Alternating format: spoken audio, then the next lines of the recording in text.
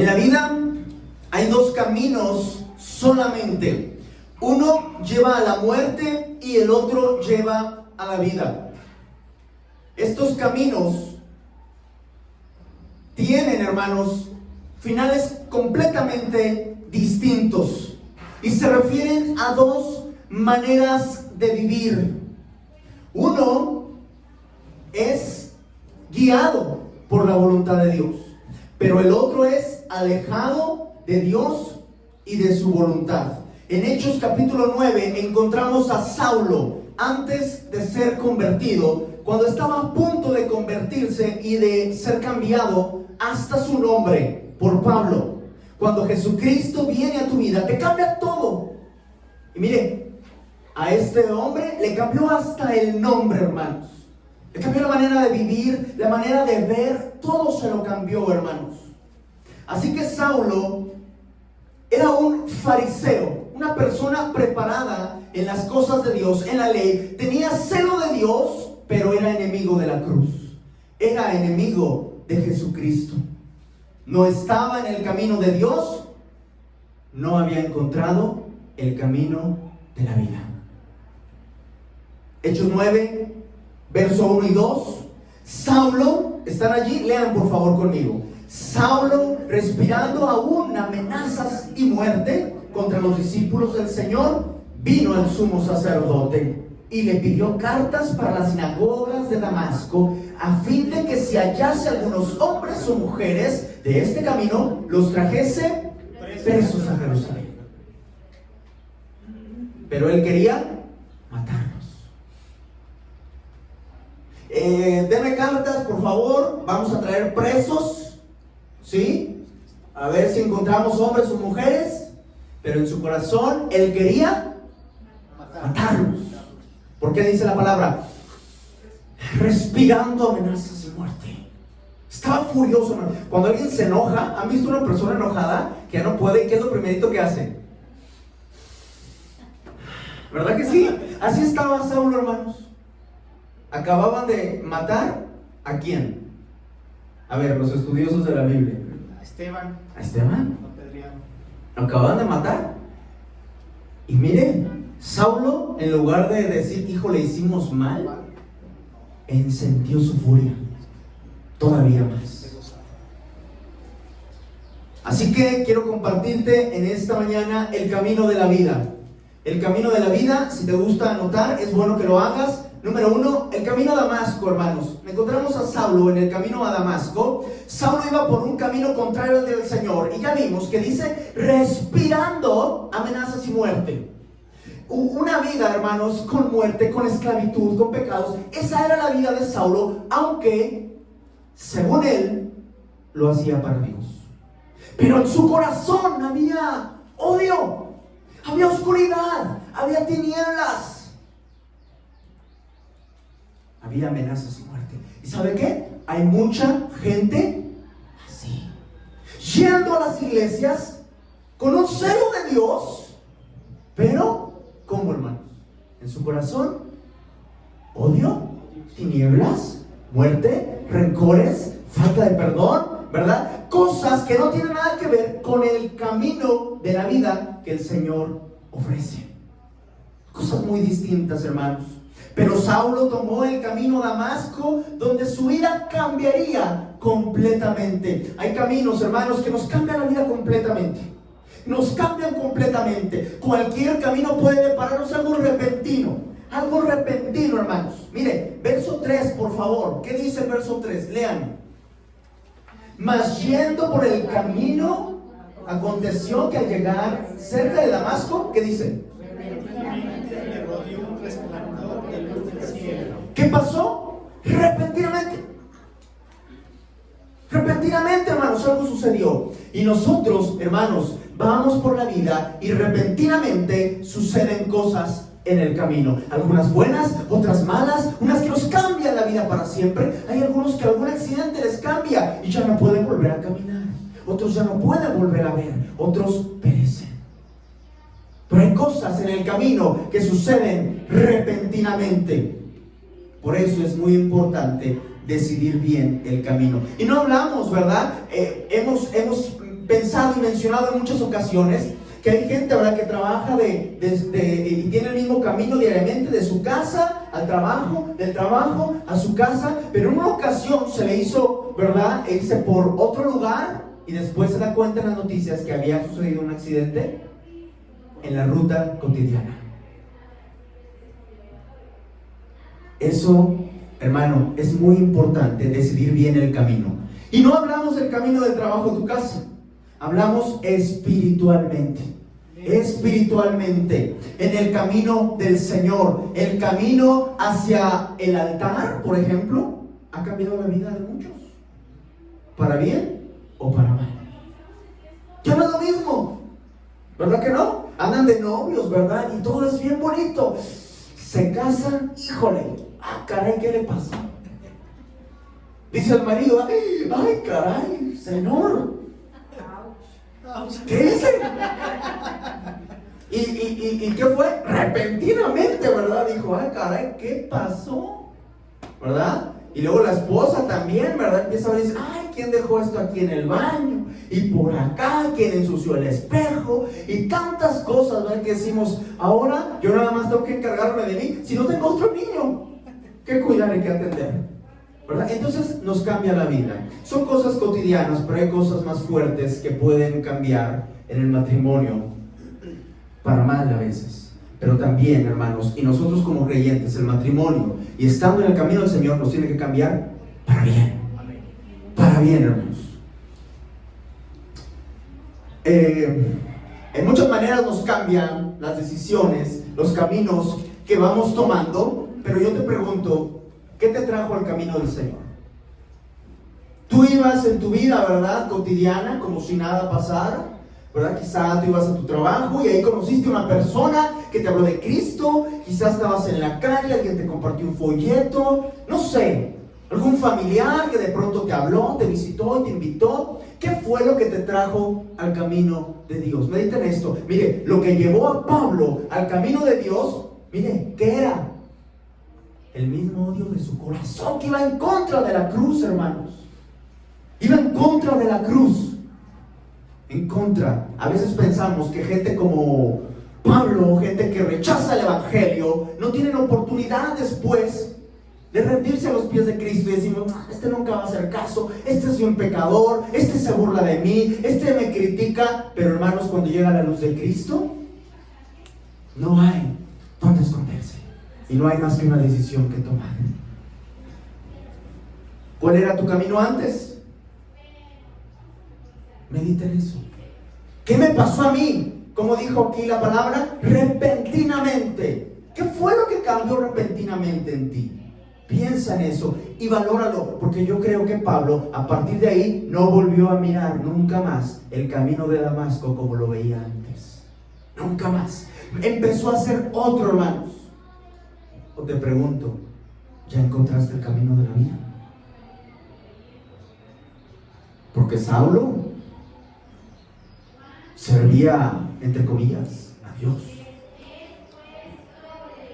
Tengan cuidado, porque hay mucha gente en las iglesias, hermanos, que no ha encontrado el camino de la vida. Medita cómo vives. Medita qué hay en tu corazón. Fíjate cómo vivía, cómo pensaba Saulo. Y medita cuando pasa un problema, cuando alguien te hace enojar, cómo reaccionas. ¿Como que anduvieras en el camino de la vida? ¿O como Saulo, en el camino a Damasco, diciendo que teme a Dios, pero con odio en el corazón? Hay que meditar en esto, hermanos. Dice la palabra que Saulo iba en el camino y de repente, ¿qué lo rodeó? Un resplandor. Una luz del cielo, un resplandor. Un resplandor, hermanos. Espiritualmente hay un camino que lleva a la vida y otro a la muerte. Lo dice Mateo 7, 13 y 14. Porque ancha es la puerta y angosto el camino que lleva a la perdición. Y muchos son los que van por ahí. Pero angosta es la puerta y el camino que lleva a la vida. ¿Y sabe qué dice la Biblia? Pocos son los que la encuentran. Pocos. Que usted y yo, hermanos, seamos de esos pocos. Saulo, sin saberlo, estaba a punto de encontrar el camino de la vida. ¿Y cómo encontró el camino de la vida? Número 2, anota, la luz en el camino. Tú vas de camino, ¿verdad? Simbólicamente a Damasco con tus intenciones de matar, con odio, con rencor. Y de pronto en ese camino que tú ibas, te rodea una luz. Te rodea una luz de pronto en el camino. Así que número 2, la luz en el camino, verso 3. Por favor, ayúdenme a leerlo nuevamente. Dice la palabra: mas yendo por el camino, aconteció que al llegar cerca de Damasco, repentinamente le rodeó un resplandor de luz del cielo. Gracias. De repentinamente. Verso 4, miren lo que sucedió. Cuando esta luz llegó, lo rodeó, él iba, ¿verdad? Yo creo que iba a lo máximo que podía ir su caballo, ¿verdad? A todo, ¿verdad? Sin embargo, dice el verso 4, que cayó a tierra. Y cayendo en tierra, cayó a tierra. La luz de Cristo lo derribó. Lo derribó, hermanos. Así que la luz en el camino, hermano, la luz de Cristo te hace caer al piso. No estamos hablando de la gente que los tocan, ¿verdad? Y los tiran al piso. No, estamos hablando, hermanos, de que hace que te humilles. Te tira, hermanos, para que te humilles. La luz de Cristo hace que nos humillemos y nos lleva al piso. Cuando vemos la luz, nuestras tinieblas se hacen claras. ¿Saben qué? A veces nos comparamos con los religiosos. Eso está peor. Con los pastores, no, mira, el pastor acá, ella. Con los cristianos en general, no, este hermano, yo estoy mejor. Pero cuando viene la luz de Cristo, hermano, te rodea, ¿sí? Fíjense cómo dijo, lo rodeó. O sea, no es de que aquí está la luz, déjame, voy para allá. No, a donde te vayas, la luz de Cristo, cuando Cristo te encuentra en el camino, no hay donde esconderte. Y tus tinieblas se hacen evidentes. Y nos damos cuenta de la grandeza, la santidad, la pureza de Dios. Amén. Y eso hace que te humilles. Hace que te humilles. No nos queda más que caernos humillados. Pero mucha gente, hermano, no se humilla. Y aún como Pablo, estamos hablando de gente aún religiosa, que puede ir a una congregación, puede estar entre nosotros, puede estar en cualquier otra congregación, que no vive con humildad. ¿Qué dijo Jesucristo? La única vez que dijo, aprended de mí. ¿Qué dijo, hermanos? Que soy manso y humilde de corazón. Dice, ejemplo será, ¿verdad? Y tenemos que seguir su ejemplo. Pero cuando él de viva voz dijo, aprended de mí, dijo, manso y humilde de corazón. Pero hay mucha gente que vive con orgullo, con egocentrismo. ¿Por qué? Porque no ha conocido aún la luz de Cristo. La luz de Cristo. No nos vamos a comparar nosotros con Osama Bin Laden, con Hitler. La comparación es directamente con la luz de Cristo. Y ahí estamos completamente en la oscuridad. Y por eso nos hace al piso. No importa quién eres, al piso. No, pero es que yo soy Saulo y yo soy fariseo y estudié a los pies de Gamaliel, y entonces si alguien tiene que presumir, yo tengo más, al piso. Porque el único digno es Dios. Amén.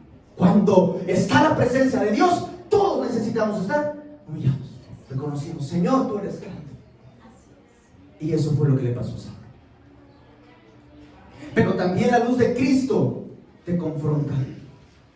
La luz en el camino te confronta también. Verso 4. Oyó una voz que le decía, léalo por favor. Verso 4. Ahí está, nuevamente. Voy a leer la primera parte, usted la segunda, por favor. Y cayendo en tierra, oyó una voz que le decía, Saulo, Saulo, ¿por qué me persigues? la confrontación. Cuando encuentras la luz en el camino, Dios te confronta. Te confronta, hermano. Hay gente que no le gusta que lo confronten, ¿verdad? ¿O a quién le gusta que le digan sus verdades? No, pero mire, yo he visto, y doy gracias a Dios, porque esto nos habla de discípulos del Señor. Yo he visto gente que, no importando la edad, están dispuestos a ser exhortados y a sujetarse y a obedecer. Amén. Así debería de ser. Sí, amén. pero la voz de Dios y la luz de Cristo nos confronta. Y miren cómo le dijo: Saulo, Saulo. Saulo no iba solo, iba con mucha gente. Y todos se quedaron: híjole, ¿qué está pasando aquí? Pero Dios se dirigió directamente a Saulo. Así que Dios te habla personalmente. Saulo, Saulo. Ay, y luego, ¿por qué me persigues? ¿Ustedes creen que una voz: oye, Saulo, ¿por qué me estás persiguiendo? No seas mal. No, hermanos. Escuchó Saulo esta voz y ¿qué le dijo? ¿Quién eres? ¿Tú quién eres? ¿Se fija? Pero la voz de Dios, la luz de Cristo te confronta y es personal. Cuando la palabra de Dios se predica, no es el pastor el que te está exhortando.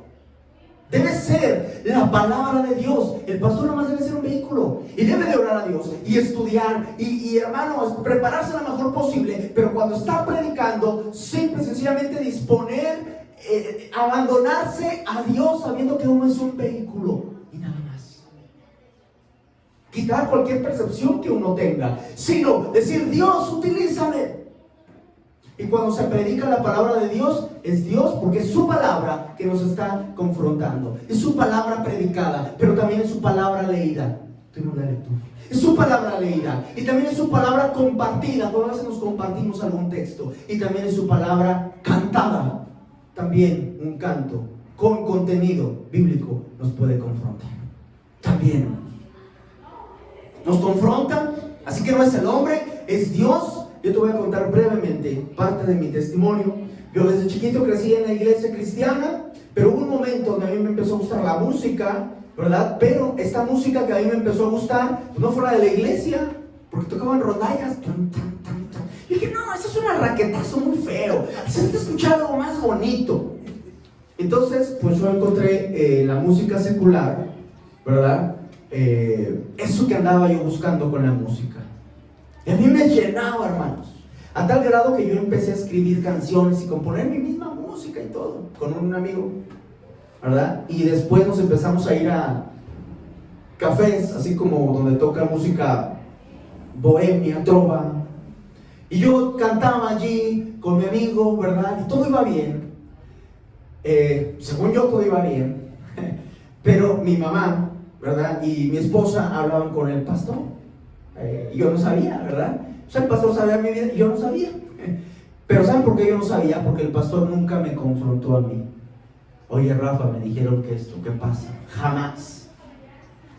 Yo creo que Dios le dio sabiduría al pastor y él sabía que si me iba a decir algo, yo le iba a mandar a... no le iba a hacer caso. A volar. Sí. Así que el pastor simplemente se detenía a decir a mi mamá, a mi esposa: oren, vamos a estar orando, hay que seguir orando. Pasaron años y en un momento mi amigo me dice: oye, mi hermano, te dije que tiene un grupo de estos católicos, ¿verdad? Que con muchachos, no sé cómo les llaman a estos grupos, y que van a tener un retiro, pero no tienen músicos. Pero yo no sé tú, Rafa, cómo andas en estas cosas de la religión y así, porque era una incógnita. Yo no le había dicho por 10 años que era cristiano. Entonces dije: bueno, vamos a ver. Dije: pero yo no voy a cantar Ave María o cosas así. Dije: yo no voy a cantar algo que no crea. Voy a cantar algo que yo esté convencido. Entonces me metí a internet a buscar canciones que me acordaba que habían sonado en alguna vez en mi infancia. Y descargué música. Pero entre eso también descargué un audiolibro, que no me di cuenta que era un audiolibro. Pensé que era música y lo empecé a escuchar. Y empecé a escuchar las alabanzas. Hermanos, cuando menos me di cuenta, yo me sentí como arrinconado, como en un callejón sin salida, y con como en las películas que les ponen un cañón de luz, ¿verdad? Que los van siguiendo y no puedes subir. Y así yo me sentía en la pared y con la luz de Cristo así. El pastor no me dijo nada. Aunque mi mamá y mi esposa me dijeran, nada me convenció. ¿Saben qué fue lo único que me hizo caer de rodillas y decir: Señor, haz de mí lo que quieras? Fue la luz de Cristo. Me confrontó. Ya no hubo religión que me convenciera, argumentos. Fue la luz de Cristo que me tenía así en la pared. y me dijo, decídete. Vete al mundo o sírveme, pero decídete. Y en ese momento yo caí humillado a Dios y dije, Señor, ¿a dónde iré sin ti? Solo tú tienes palabras de vida eterna. Y Dios hizo, hermanos, que yo iba, porque antes la música era para mí terapéutica, era todo. Y Dios hizo que para mí la música ya no fuera una necesidad. Antes yo decía, muéstrame un versículo en la Biblia que diga que no puedo escuchar música secular. Y yo la dejo de escuchar, ¿verdad? Yo así. Pero cuando llegó la luz de Cristo, yo no necesité argumentos. Me bastó la sola luz y presencia de Cristo. Y eso cuando te satisface, hermanos, y te llena, no necesitas nada del mundo. Y así fue como lo dejé. Y entonces con mi amigo, ¿y ahora cómo le digo? ¿Y saben qué pasó? Dijo, que siempre no nos van a solicitar nuestro apoyo. Y yo, ok. O sea, hicieron que investigara para no ir. Como iba Saulo, hermanos, en contra del Evangelio, y eso mismo lo hizo ir a la luz de Cristo. Y así, hermanos. Y a partir de ahí yo le dije a mi amigo, después de 10 años, le compartí el Evangelio y él aceptó el mensaje del Evangelio también. Fíjense, hermanos, la voz de Cristo nos confronta acerca de nuestro camino y de nuestro pecado. A él no le llama errores, inconvenientes, deslices. Dios le llama pecado. Así de sencillo, hermanos. O es pecado, o estás en mi camino viviendo en santidad. No hay más. Solo hay dos caminos. Aunque la vida te cuente, ¿verdad? Que el estudio, que la música, que aquí, que allá, que por allá, que haz dinero y los caminos que quieras, ¿verdad? No, yo pues no voy a la iglesia, yo trabajo bien, soy honesto y yo no ando en drogas, yo no adultero, etcétera, etcétera. Pero solo hay dos caminos. O lejos de Dios o con la presencia de Dios. Nada más. Nada más, hermanos. Así que encontramos la luz de Cristo que nos humilla, pero también la luz de Cristo que nos confronta, y también la revelación de la luz. Le pregunta a Saulo, verso 5, hermanos, por favor. ¿Están allí? Lean por favor conmigo.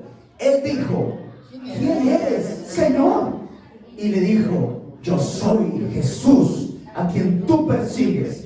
Dura cosa te es dar cosas contra el aguijón. ¿Qué tal? La revelación de la luz. ¿Quién es la luz, hermanos, del mundo? Jesucristo. Jesucristo. Y se revela, yo soy Jesús, a quien tú estás persiguiendo. No le estés pegando al aguijón, te estás lastimando. Estás duro y duro y duro y duro y duro y duro y duro.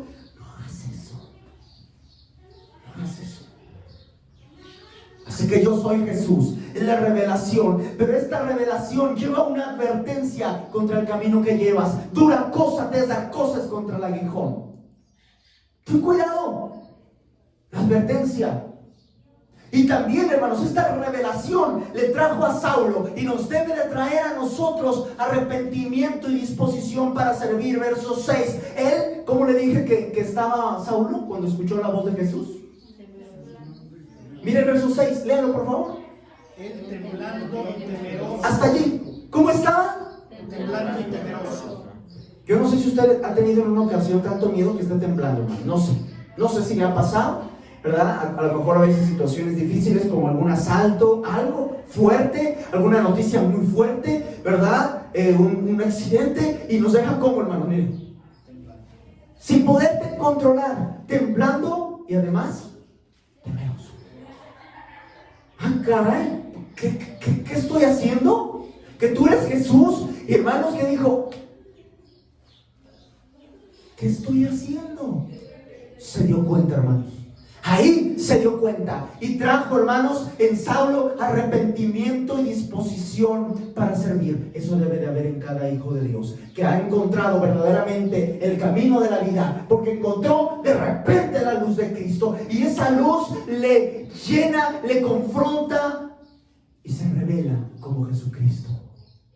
Y te hace decir, y te tiene que hacer decir, Dejo todo eso, me arrepiento y Señor, ¿qué quieres que yo haga? ¿Qué quieres que yo haga?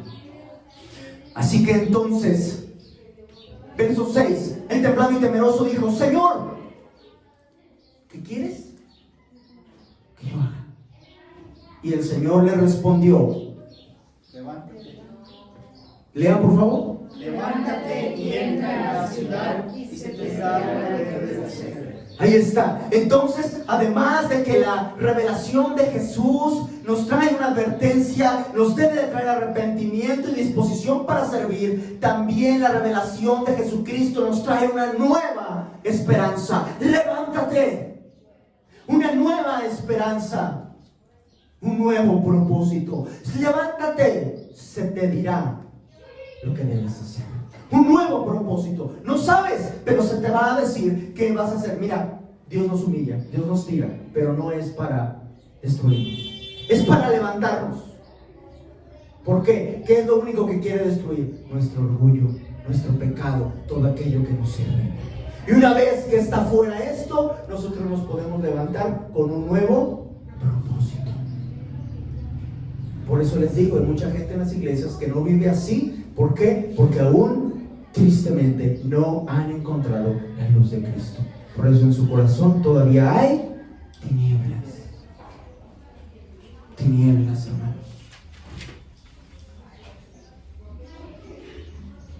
La luz de Cristo, la luz en el camino, es lo que necesitan las familias. Estas familias disfuncionales, peleándose, necesitan la luz de Cristo. Para que nos humille y nos haga dejar todo rencor, toda falta de perdón. La luz de Cristo es lo que nos falta a los individuos. La luz de Cristo es lo que le falta al mundo. Pero ¿qué dice la palabra? Que el mundo amó más las tinieblas que la luz. Que no nos pase a nosotros. No amemos más las tinieblas que la luz. Amemos más al Señor Jesucristo. Número 3. Un nuevo camino. Un nuevo camino.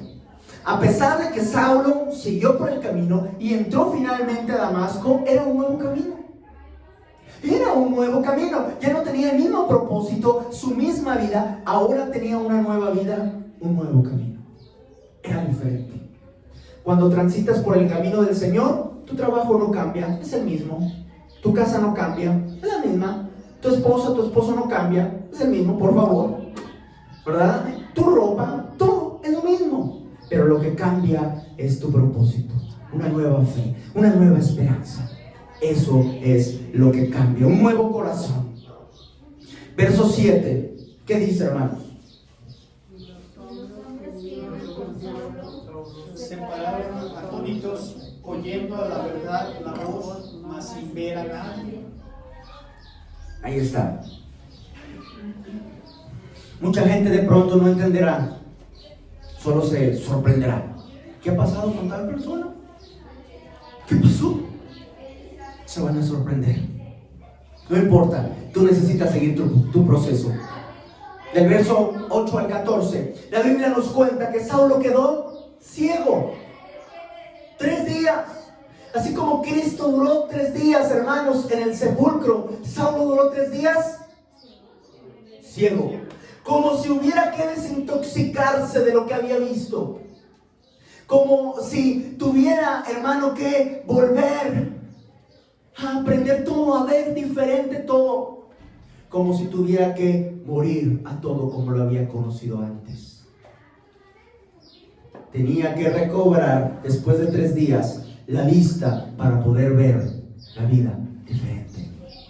¿Cómo ves la vida tú? ¿Como antes?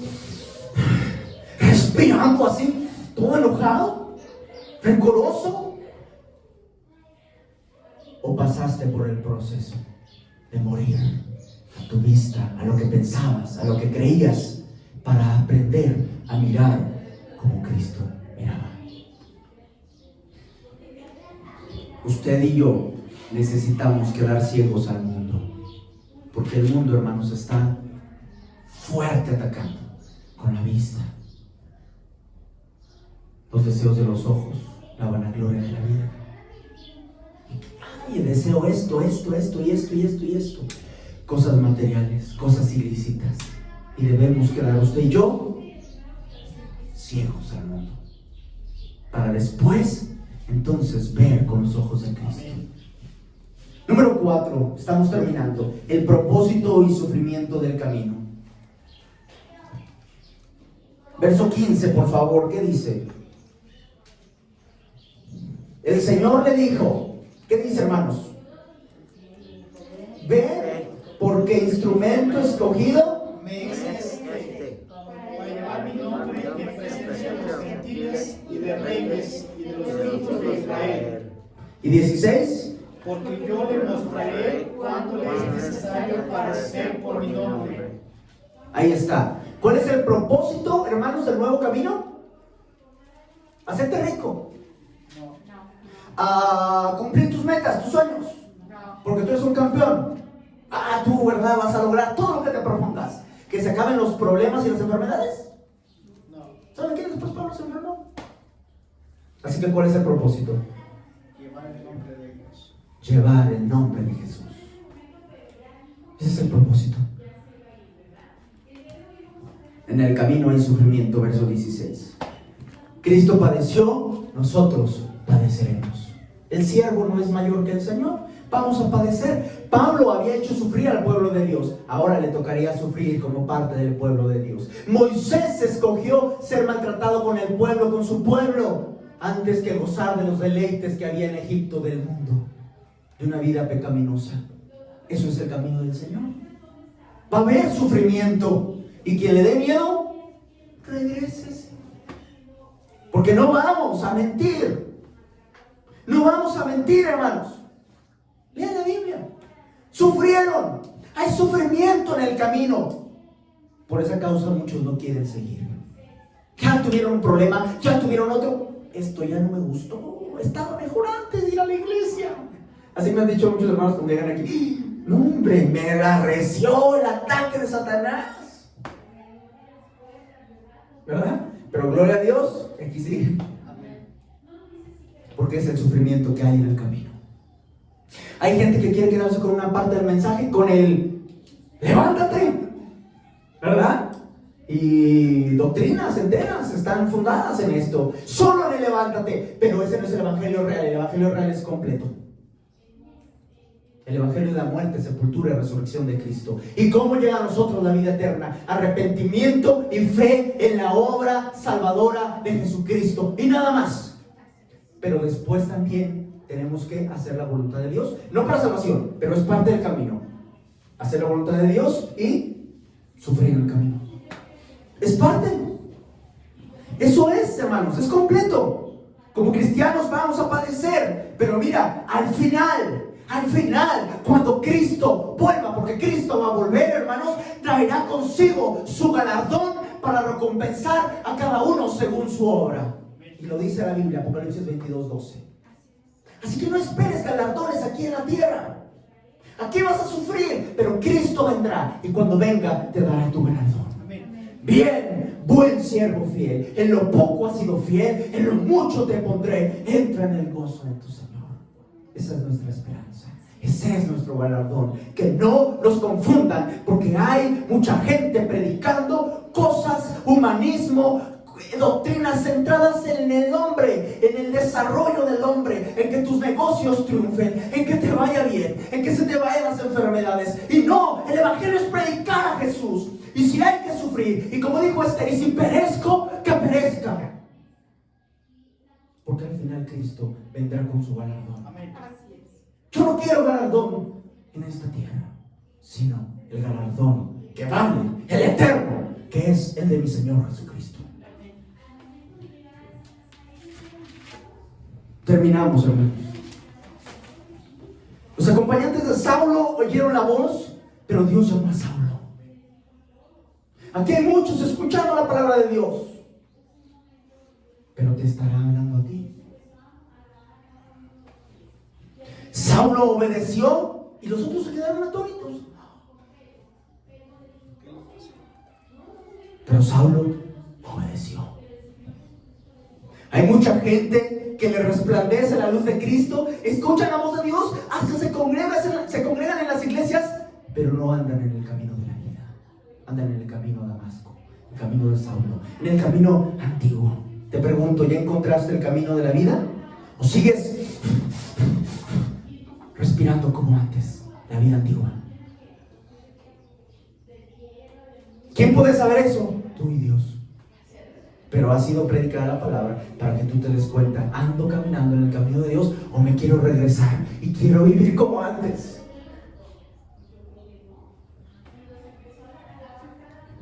Termino con esto. Si Dios te escogió, dile al Señor como Saulo le dijo: Señor, ¿qué quieres que yo haga? El Señor te bendiga.